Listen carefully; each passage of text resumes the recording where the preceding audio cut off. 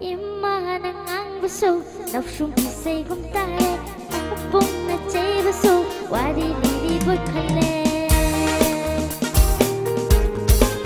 Nungay tokshi Lang tokokshi Watam lay ring ngay Ngọc kay hoshi Nungay tokshi Lang tokokshi Watam lay ring ngay Ngọc kay hoshi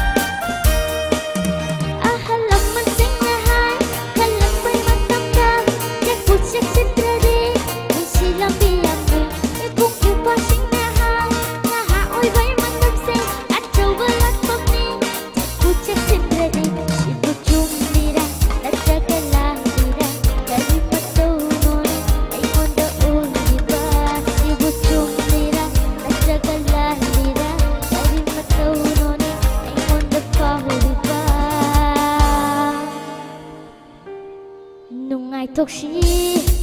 lang tokshi, watam lay ngay, ngọc kay hoshi. Nungay tokshi,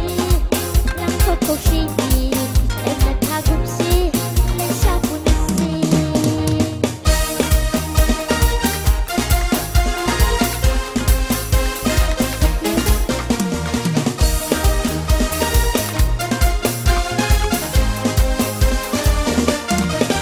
Nupi oi vegi kung thang masay bada Nok nang gingat kani Si masuk au bumsi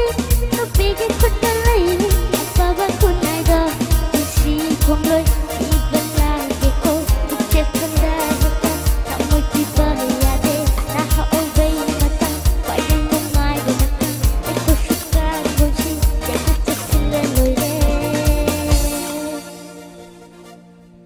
Nung ngay tokshi Lang tokshi